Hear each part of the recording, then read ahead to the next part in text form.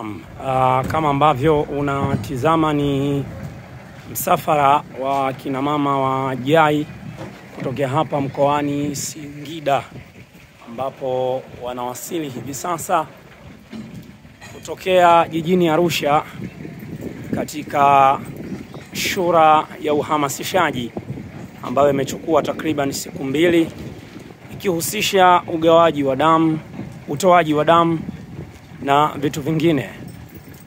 Na hapa tayari wanaanza kuteremka kutoka katika kipando ambacho walikuwa wamekipanda. Wana Al-Wafa Media ulikuwa nao mwanzo mpaka mwisho wa jambo lao hili, na mpaka hapa ambapo tunatamatisha. Naam, ni katika kuendelea tu kutimiza ile azma ya kuupandisha Uislamu. Usisahau kusubscribe Al-Wafa Media, fuatilia vipindi mbalimbali ambavyo vinaendelea. Naam, tutapata mwongozo mfupi kutoka kwa mratibu ambaye atazungumzia. Mratibu, pengine kiufupi uzungumzie namna msafara ulikotoka, mlivyoingia na kadhalika. Karibu. Assalamu alaykum wa rahmatullahi wa barakatuh. Alhamdulillah, salatu wassalamu ala rasulillah sallallahu alaihi wasallam wa baad.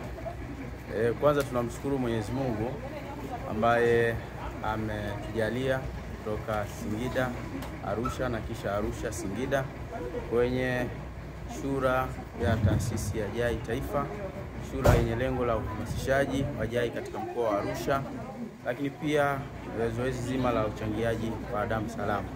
Alhamdulillah, tumetoka Arusha asubuhi, tumeingia mapema leo hii katika mji wa Singida, na kituo chetu tulipoanzia ni ofisi ya JAI mkoa wa Singida, na ndipo tulipofikia katika ofisi ya JAI mkoa wa Singida. Tunashukuru sana TV yetu Mahasin TV kwa ushirikiano mkubwa ambao umeuonesha kupitia TV hii toka tumeanza safari kutoka Singida kwenda Arusha na Arusha Singida mpaka tumefika katika eneo la ofisi yetu. Tunaendelea kutupa ushirikiano. Tunashukuru sana, Mwenyezi Mungu abariki. Jazakumullahu khairan.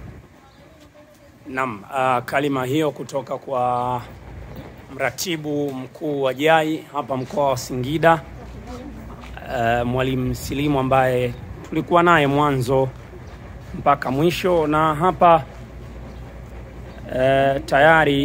tayari wamekwisha ingia akina mama kama ambavyo unawaona. Tuseme hatuna la ziada kutokea hapa mkoani Singida.